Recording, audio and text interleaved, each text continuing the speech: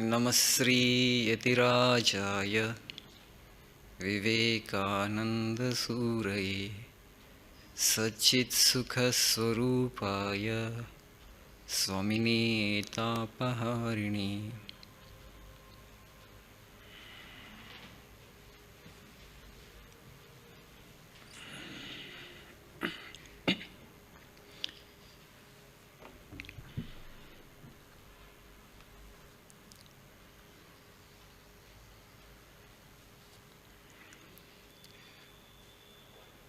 I think you know the topic for today. Are you able to hear? Okay? So,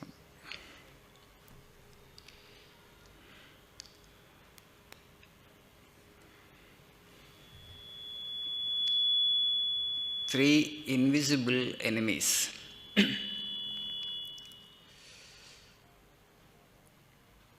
There are no external enemies for human being. All our enemies are internal.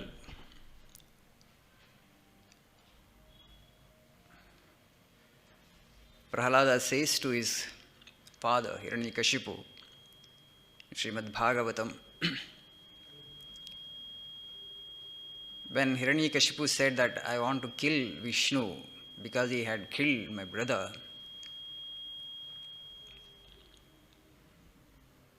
when he was telling that Vishnu was his enemy, Prahlada told him that, oh father, there are only internal enemies for human beings, there are no external enemies. So you all know that he talks about the 6 enemies which we call Arishad Varga. Kama, Krodha, Lobha, Moha, Madha and Mascharya. Kama is desire, Krodha is anger, Lobha is greed, Moha is delusion, Madha is pride and Mascharya is envy. So I am not talking about these 6 enemies. Of course, one of these, Krodha, is there. Kama, Krodha, Lobha. I am not talking about these 6 enemies. Today, if you look at our society, the physical needs are reasonably satisfied for a vast majority of people. We are not just struggling for basic wants as much as we used to struggle. The previous generations used to struggle. You just imagine 1 or 2 generations before, it would be difficult to preach religion because people were heavily preoccupied with this struggle for basic necessities of life. Today the situation has changed. Not that everybody has the luxury to have their pick, definitely. But a vast majority of people are in a position to satisfy their basic needs of life. Now, the huge problem is mind. In India itself, 10 million people are getting affected by this psychological disorder called bipolar disorder. 10 million is too huge a number, and particularly in a country like India, spiritual land, psychological problems on such a massive scale. Yes, we have made life very complex for various reasons. Earlier, we were living in villages, a small group of people, small unit. There was less for us to compare ourselves with. Yesterday somebody was telling. So when we were in villages, Swami, somebody would come from America, we would talk about that person actually as a highly successful person for 1 or 2 days, and afterwards the person would go away. So not much to compare. For one with somebody, everybody is more or less at the same level in village. So as there was no comparison, the society was small in a way. Village actually is a small unit, a small group. You have that, I don't have that. The problem is not there. So then there is the sense of insufficiency, the sense of lack was not there. And the people led comparatively contented lives. There was santrupti. And so they had peace and happiness. They would celebrate festivals. They had plenty of leisure. This kind of running morning to evening was not there. And life was in a way more joyful, more beautiful. As our festivals are actually all is a kind of worship of the Lord, worship of the divine. That spiritual quotient element also was taken care of to a greater extent, and people had the feeling that actually they were worshipping the Lord, they were growing spiritually. As I keep telling and I keep quoting Swamiji again and again, without leisure, no intellectual and spiritual development is possible for any society. Leisure is a must. So in fact, how could our rishis develop this much of spiritual and philosophical thought? You know that all this philosophical thought was developed in that Sindhu Ganga Doab. There the soil actually is so fertile. You just throw some grains and you have the crop.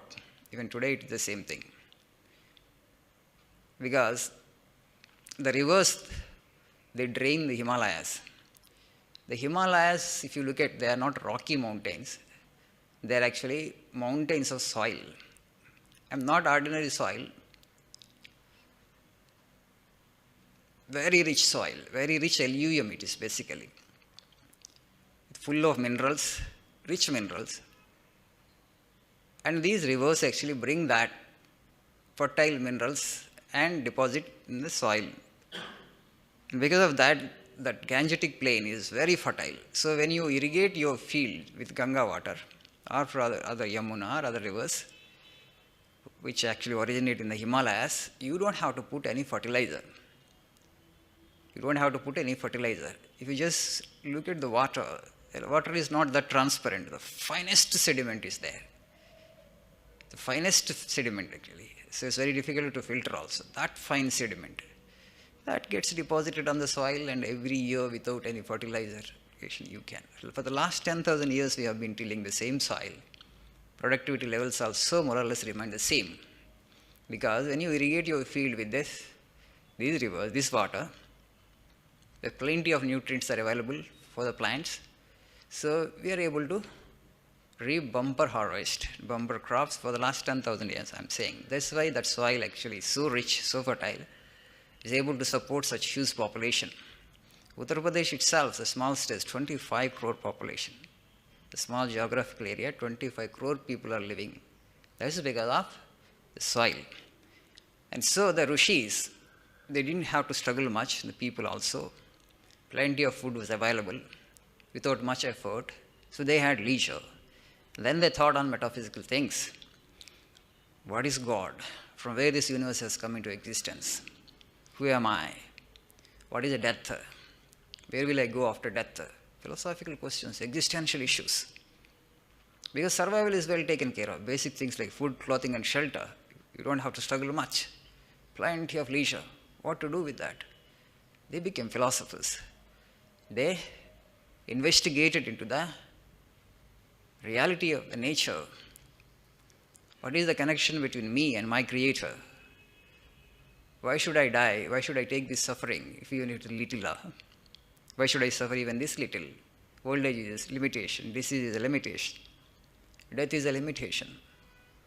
Because of the leisure that they had, they could contemplate on the nature of existence. While they studied the external universe for some time, explored the external universe for some period of time and created some comfort, it did not take much time for them to understand that. So there is no end to this. You can add to your comfort, you can create more and more material things. But that would not actually enhance the joy. How did they understand this? Because they have studied the nature of the mind. It's like fire. You are trying to put out the fire by adding ghee to it. What will happen? The fire will get ignited more. The fire will become a greater fire. The nature of the mind is such. You satisfy one desire, it seeks another thing. You give that to the mind, it seeks something else. So then they fell back upon themselves. What is the nature of the mind? Then they found it out. It is nothing but craving. ceaseless craving, endless craving. It keeps on craving for something or the other. And then that is its nature. So how I will be able to satisfy this ghost? Because it's an insatiable ghost. Nobody can satisfy the mind. You may give the entire universe, still it gets dissatisfied, it wants something more. So then they understood that this is not the way.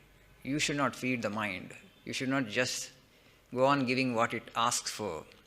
So it keeps on asking and you will run after the things, that's all. Your life is over. Its life is spent.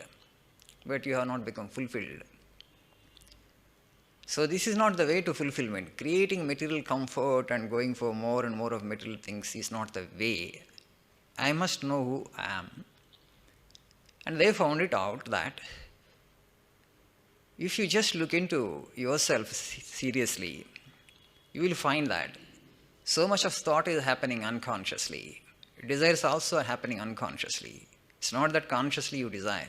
Desire actually crops up there, and then actually you pursue it. You never question why is such a desire here. Do I really want it? Desires also should happen, should be under my control of my will.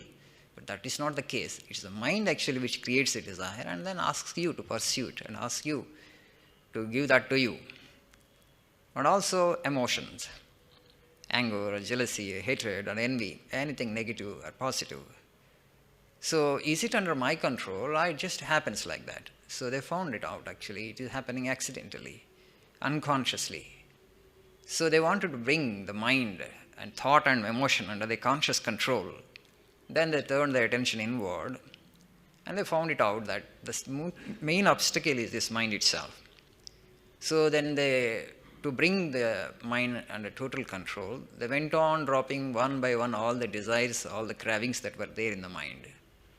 And when all the cravings actually, when they removed, plucked out from the mind, they found to their astonishment that it has become no mind. Mind itself disappeared. That no mind state is actually superconscious state.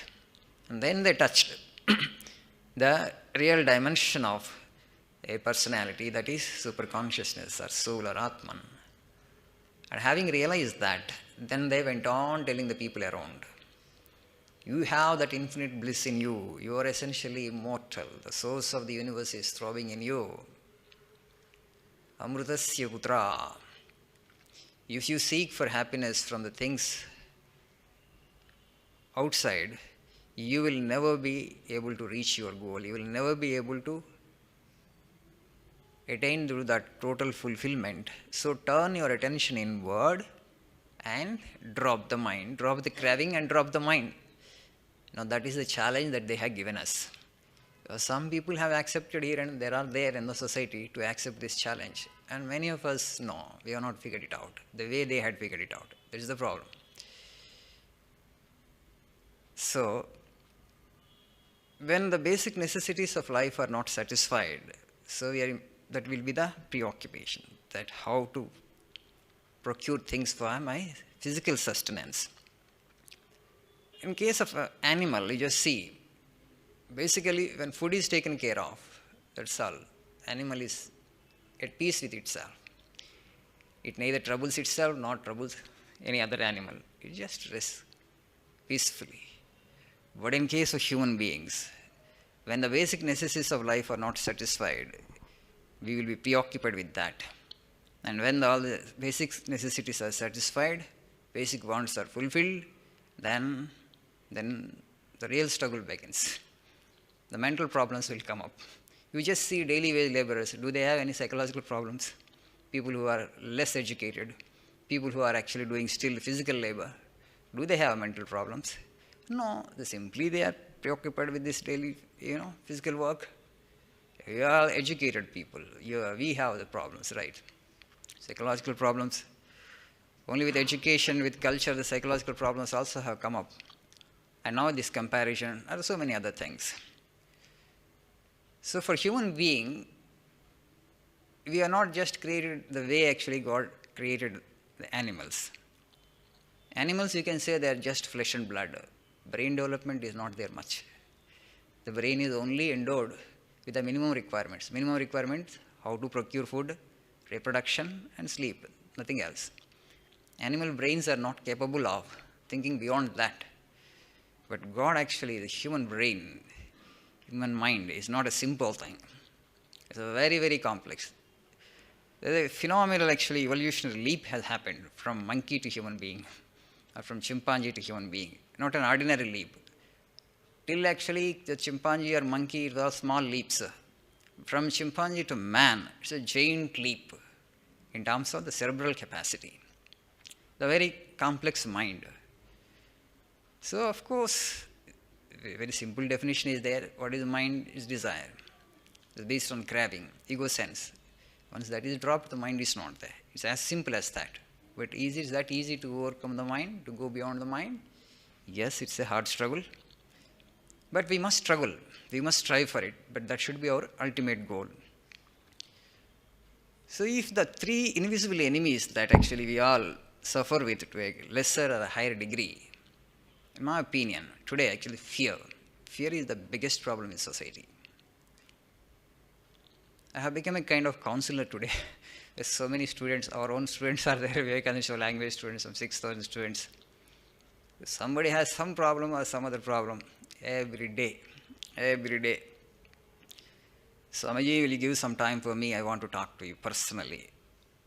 So though I tell whatever I want to tell through my prayer meetings, but still they want a personal audience. That means they are not able to learn from the message and act. This problem is unique to me, so you must listen to me and you must give me solution, okay, accordingly. That's what they expect. So this fear is the biggest problem. Fear, if you just look at yourself, fear is always about losing something, right? Maybe material things. If you have any fear, you just put all those fears on paper. First fear, second fear, third fear, fourth fear. And then actually go about it. How to eradicate the first fear? A fear about losing what? Okay, I have lost it. Fear about losing something else. Okay, I have lost that also. I have lost this also. Fine. The last fear is fear of death. What is fear of death? Fear of losing body. Right? Fear of losing body, fear of death. Okay, you have lost even that. What if you lose body? Or most precious possession. This is the most precious possession. Right? All other things we possess for the sake of this body, physical body, because we think we are the body. All other things, buildings, bank balance, properties, other material things, everything. For what? For the sake of this physical body. Okay, you have lost all those things. Okay, fine. The final thing is fear of death. Fear of death is fear of losing body. So, okay, that also I have dropped it, let us say. So what happens? If the body is dropped, you are consciousness, you are in nirvana, right? That which you hold as the most precious possession, the physical body, even that is dropped. We don't die. We are eternal. We are immortal. That fear also you can get rid of. Okay, Swamiji, but I have not realized the truth. I have not realized the self. But I don't have this experience of immortality. So how can I forego this fear of losing the body? What is death? It's only karma, right? We will take another birth. Okay, you have not realized the truth. Fine. Another birth, this Punarjanma, reincarnation, is one of the 4 pillars on which Sanatana Dharma is based. Where is death for you? You are going to take up another body. And okay, that body is also destroyed, then another body will come. That body is also destroyed, another body will come. How long these bodies will come? These bodies will come for eternity if you don't choose to realize the truth. Okay, I don't care for truth, I don't want truth. It's okay. You will get infinite number of births. If you are comfortable here, I want only birth, you will get it. Bahunam janmanamanti jnanavan mam prapadyate vasudevah sarvamiti samahatma sudullabha. Not every human being will turn towards God in one birth. The Lord Himself says, Bahunam janmanamanti. After many, many births, jnanavan mam prapadyate. The human being feels like looking at me, Creator, not creation. I want creator.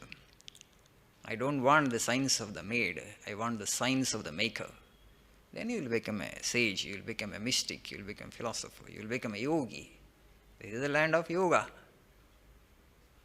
So, after many births, why? You want to enjoy this world. So, creation, it attracts us so much. And there is so much for creation to offer to us. Let me explore it, let me explore it, let me see it, let me enjoy it. Let me have the best of the things that are available in this world. That is the desire that possesses us. So we try and try and try. There are so many people who are better achievers than myself. You just see, I just want to become a celebrity, I want to have more wealth, I want to attain power. So everybody wants to pass through all these experiences. The soul has to pass through all these experiences. Swamiji says that nature is there only to educate our soul. Educate in the sense, so the repeated experiences are necessary for soul to fall back upon itself, for mind to turn truly inward. So you want to enjoy everything to a satiety. Only after many births I have enjoyed enough of this enjoyment. It's actually a kind of deception. When you understand that the senses are deception, the world externally is deception, it doesn't actually give you the joy that it promises. But it is such a subtle deception. That's why it says Maya is not a simple thing. Who designed it? The Divine Lord. Who is the architect? The Lord Himself. So it is such a subtle craft. Because the master crafter, the Lord Himself, has designed it. And to understand that this world, that the universe is Maya, the real happiness is not there here. Promised happiness is not there here. Everything that you touch actually it gives you a little happiness and also brings the same measure of unhappiness and misery also. So for us, repeated experiences are required. Long apprenticeship is required to know the art of life. So the secret of life, the mystery of life. For everybody, that's the reason actually the scriptures are there. They have been there for ages. Sages have been speaking the same thing, that the world is Maya. But do we understand? Do we act according to the scriptural injunctions? Do we act according to the message of the sages and prophets like Swami Vivekananda? No. Yesterday, one young man joined, day before yesterday. He said he is suffering from bipolar disorder, he is on taps, but he wanted to become a brahmachari. Fine, welcome, he said. He joined. Then the next day he changed. He said, no, I don't want to become a sannyasi, I want to become only volunteer. So I want to have the freedom to go out whenever I want. He said, okay, if you want to become a volunteer, you be a volunteer. What is there? Then ultimately he decided to go away. And why? Now his fear is, so I can't go out whenever I want. So that means I don't have freedom. It's a kind of jail. Right. Monastery found it like a jail. So there is a lot of difference between jail and monastery, right? Gates are always open. Anytime you can walk out. But in a prison, actual gates are not open. Guards are there. They will not let you go out whenever you want. But here you can go out whenever you want. You have come here by choice. No. So he said, you can go out, but not as and when you want. There must be some reason. Not that we'll confine you to only the four walls of this monastery. There must be reason, because here you have to struggle with yourself. You are supposed to turn inward. You have to battle with the mind. Here you are a seeker after nirvana. So basic necessities we will provide for you, food, clothing and shelter. Now you have to strive to conquer the mind, turn inward, meditate, do japa, read scriptures. This is what you are supposed to do. No, anyway, I am not interested in cinemas, he told. So then why do you want to go out? Other things what you require, and we will provide here itself. No. He found it a kind of open prison. So that's why he simply ran away. We told him, wait for some time. You will relish this life. No, that much of patience is not there. Right, this is the problem. That means the desire, that understanding that truth is behind the mind and that is within me has not dawned on the individual yet. There are so many things in the world to be enjoyed, to be sought after. Because of that, So you want to explore the world outside, world external. You have not reached the point of satiety. You have not reached the point of the true contentment. When the true contentment comes, you will really turn inward. And then the journey begins, a different kind of journey. That's why that is called nivrutti. You are still in pravrutti. If that is not over, when the pravrutti is not over, nivrutti doesn't happen. That's why real religion is very rare to be seen. And where actually these belief systems are there, where actually some external practices and rituals, they are all born of insecurity and born of desires. Okay, God is also a kind of provider of things. Okay, most of the times what we do with God, we do a kind of trade, barter. Okay, oh God, you please give this to me, I will give this to you. No, that's what actually we do most of the times, right? You give this to me, I will give this to you. Because the whole universe in fact belongs to the Lord. So what you can give to the Lord, what we can give Him in it, okay, when everything belongs to Him. But we think actually we are rational. Most of the times when we practice religion, we are not really rational. What we can give to the Lord when the whole universe belongs to Him? And why do we go with this kind of statements that you give this to me, I give this to you? Why this much of understanding? It doesn't dawn on us. He is the owner of the universe, everything belongs to Him. What we can give? I mean, it's like giving His own thing to Him, right?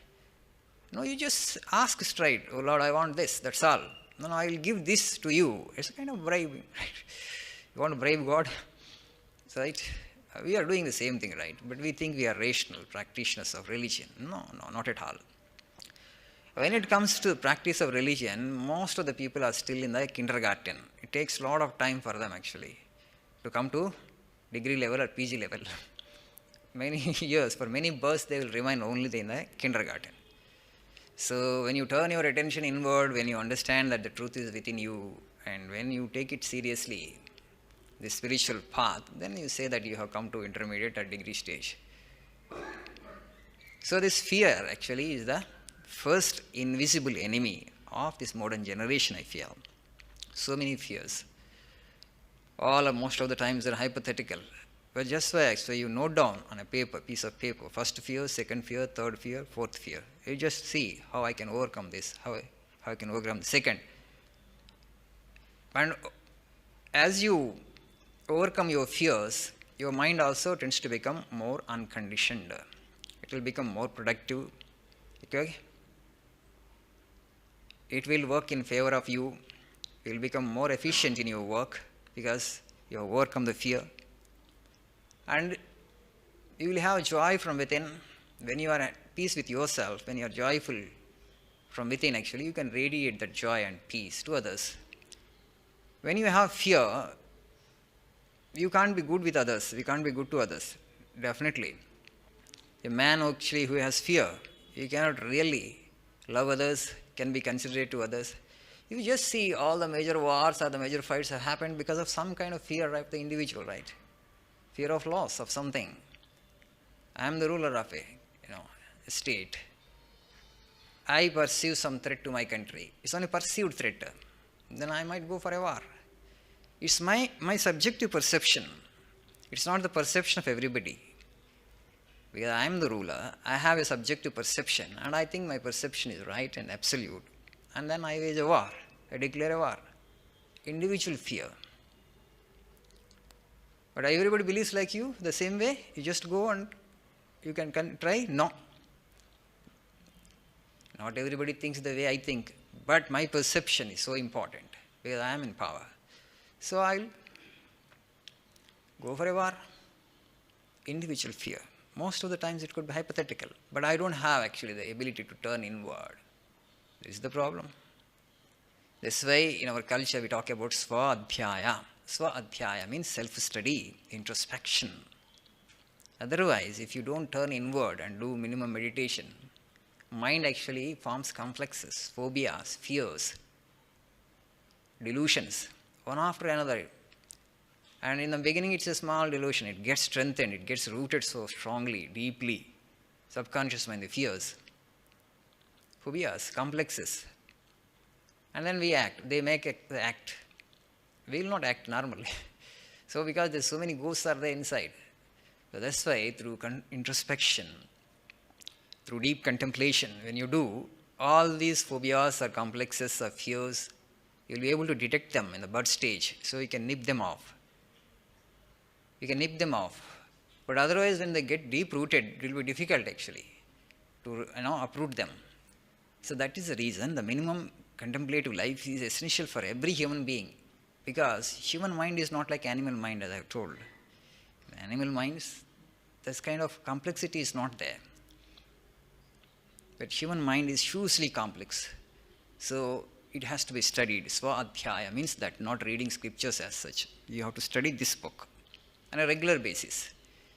You have to devote some time. Then you will be a joyful human being from within, at least, because you have unconditioned mind. When you are happy and peaceful from within, you can radiate that happiness and peace around. But I myself a deep mess, then where is the question of actually radiating peace and happiness around? Not possible. So fear is always about losing something, but we need to understand you have nothing to lose. Okay? You have nothing to lose. We are all made in the image of God. The Supreme Truth is with us. The Lord is always with us. Just give this idea to the mind that I have nothing to lose in the world. Your death is also a loss. Death is only dropping the body, and another body I will take up. Okay? The last fear. You overcome even the last fear. Yes, then life is a beautiful life. The second invisible ghost is self-pity, self-hatred, or self-condemnation. First is fear. The second is the self-pity. I see a good majority of people, this self-pity or self-hatred or self-condemnation. When you have this, you can't be a loving human being. You can't radiate peace around. When you are not pleasant to yourself, when you are not kind to yourself, you can't be kind to others also. So why people are developing this self-pity or self-hatred? I have done something unpardonable. We have discussed this point many times here. Swamiji beautifully states, humanity is not traveling from error to truth, but from truth to truth. If you want to put it, you can say that we are traveling from lower truth to higher truth, but never from error to truth, Swamiji says. Why this self-pity and self-condemnation and self-hatred? Because I have done something unpardonable. So you are not forgiving yourself. And you think actually it is such a big thing in the mind of God also. But you need to understand, as Khalil Gibran beautifully says, think you, God, a cesspool that you can stir it with a staff. Think you, God, a small cesspool that you can turn it with a staff. It's a small cesspool. You think God? God is actually infinite consciousness. So what you think actually is the most unpardonable sin is nothing in the eyes of the Lord. In His opinion, in His estimation, it is a trifling thing. The worst sin that a human being can ever commit, that is actually a trifling thing in the eyes of the Lord. Anyway, you consider it a sinful thing, don't repeat it, that's all. Don't repeat it. But you think that entangles you more, that creates more bondage for you, it makes you feel unpleasant, you give that up, don't do it again, that's all. But you don't have to, condemn yourself for that. You must come out of that sense of, self-condemnation. Yesterday that Brahmachari Maharaj who joined also, same feeling. I told him actually this idea of Swamiji, that humanity travels from lower truth to higher truth and never from error to truth. Nothing is a mistake, nothing is a blunder in that sense. You must forgive yourself, open a new chapter, a new page in life. Somehow. He came to the conclusion that this is not the place for me. So a sinful person like me should not stay in a pure place like this. His conclusion, what is the problem?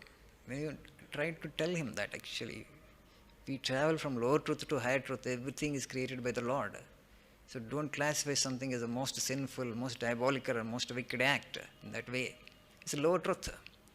A beautiful definition, lower truth. No, he didn't get convinced. So that means he will continue, okay? to condemn himself like that. And when you condemn yourself like that, you can't be a joyful human being. You'll be a source of trouble to yourself and also to the people around, particularly to your parents and siblings. He also told what was the most sinful thing that he did. Okay, some physical violence. He happened with parents because in a bipolar disorder, sometimes your moods will swing. Sometimes you become very aggressive. Sometimes very low moods. So when you become very aggressive, generally some physical violence will happen with the person who is immediately around you. Okay, but they have forgiven you, right? After all, your parents, they have forgiven you. They are kind to you. They are soft to you. And they have not developed any ill feeling towards you. Then what is your problem then? No. It's an unpardonable sin, unpardonable blunder that I have committed. No. This is the self-pity, the self-condemnation won't make you a joyful human being. Okay? So you need to forgive yourself. You should not show that kind of pity or condemnation. You should not condemn yourself. So then only you can be a joyful human being. Today the society is in need of joyful and peaceful human beings. That's all. The greater the joy that you have, the same actually you can radiate around. And when you are a joyful human being, people will get attracted towards you. When you can't be kind to yourself, you can't be kind to others. So it's very important. And the third thing is suspicion, distrust. Suspicion, the third invisible enemy. We are all living in a huge society, and if we don't trust each other, if you keep suspecting everybody, whoever comes near you, can you lead a peaceful life? It's not possible. So it's important to trust others. It doesn't mean that actually you should not be on your guard. You should be circumspect. You should be on your guard, right? Because you have your own interests, right? We are living in a material world. Everybody has material interests. To protect your interests, you need to be on your guard. But at the same time, you should not distrust everybody. There should not become a kind of disease. That's also with not everybody, but there is a considerable percentage of the people. They suspect everybody. Then life becomes hell for you. Always you live in fear because somebody might harm my interest. Somebody might harm my interest. Everybody is around me only to harm my interest. What else will develop? Only fear will build up from within. No. Everybody is there to help you, to cooperate with you, to make life better for you. Believe like that, understand like that, see like that, help and cooperation will come. But if you suspect every other guy, where is the possibility of you living in peace and harmony with yourself? There is no way. There is no way. These are all the simple psychological issues, but psychology and psychiatry, in my opinion, they don't study the human being in full depth. They study, but that depth is not sufficient. Human being is more complex than psychology. The farthest limit the psychology could go or the psychiatry could go. So the next is only spirituality. I told this many times, but again I am repeating Khalil Gibran's great statement. The true prince is he who seeks his throne in the heart of a dervish. And to make you understand the meaning of this statement, Buddha, where did he seek his throne? Because he was born in a royal family. Father wanted him to inherit the kingdom. He wanted to coronate him. So throne was ready for Buddha, but he gave up, right? Why did he give up the throne? Where did he seek his throne? He sought another throne. He sought Ananda Samrajya, not this physical world. Okay, we understand only this physical world and the rulership of this world. But Buddha did not seek the rulership of this world, though actually the father was readily offering him a golden platter, the kingdom and the throne. No, I don't want this throne, he said. I want something else. I want Ananda Samrajya. He knew where actually to be searched for that Ananda Samrajya, the kingdom of happiness or joy. Where did he search? Where did he search? He turned inward and conquered the mind. Mind is based on desire. That's all. Nirvana. Another Samrajya. He became the king of the spiritual world. So this has been the land actually, where actually we have produced spiritual kings. The Khalil Gibran said, the true prince, he said, true prince is he who seeks his throne in the heart of a dervish. Sri Ramakrishna, where did he seek his throne? Within, right? King of a spiritual world. Ananda Samrajya, they are all kings of Ananda Samrajya. So they understood that actually we are all seeking joy and happiness, fulfillment, eternal peace, immortality basically. Don't figure it out well. So where is that? Though they turn inward, so why don't I feel fulfilled? Why the sense of lack, the sense of incompleteness, the sense of imperfection all the time? From the mind. The sense of insufficiency, sense of imperfectness, or lack of something. I lack this, I lack that, I don't have this, I don't have that. It could be a material thing, or it could be some skill. Everybody. So automatically what happens? You are hugely disappointed guy, individual, right? I don't have anything, you says, but it's also important that you have so much. You have so much, God has given you so many things. Be grateful to all the things. Be grateful for all the things that you have already been given. Be grateful. The sense of gratitude is very important. Creator has given you so much, but we compare with somebody else who is little better than us. We think they are better than us, and then we are dissatisfied with ourselves. So in the process, what happens? When you are not contented, we are not happy with yourself. You always have the feeling that I lack this, I lack that, I don't have this, I don't have that. Irritation, grumbling, dissatisfaction, frustration, always will be there. There's no scope for happiness. So this is very important for what you have already been given. You must express your gratitude for that to the Lord. I suggest you all, actually, there is a TED talk in YouTube by Muniba Mazari. She's a Pakistani woman. You just can watch that. No, she met with an accident, and then afterwards now she is confined to wheelchair. For life, actually, she has to be on wheelchair. And she says in her TED talk, if you have the doubt actually, what I have got, I have nothing, just look at me and know what you have been given. If you really want to know how rich you are, how blessed you are, how fortunate you are, look at me. Right? At least all the organs are intact. That itself is a great thing. We can learn this from differently disabled people, differently able people, right? At least all the things are intact. That itself is such a rich possession. We don't understand this. So when you are contented like that, when you express gratitude for what you have already been given, what you already possess, Lord will give you more and more. Lord always likes only joyful people. Lord always likes contented people and joyful people.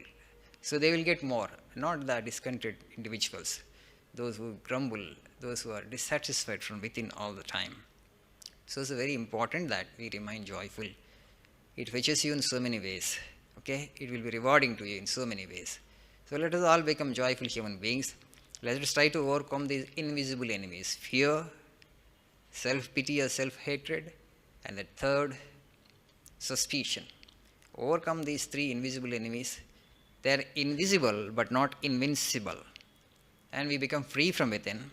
When you become thus unconditioned from within, you will reach that state of no mind. That is the ultimate goal of human life. Let us all aspire for that blessed state of, no mind. Let us all aspire for that state of supreme beatitude, which is ultimate bliss, ultimate ananda, and also immortality. So 6:30 now. Let us meditate for some time before we disperse.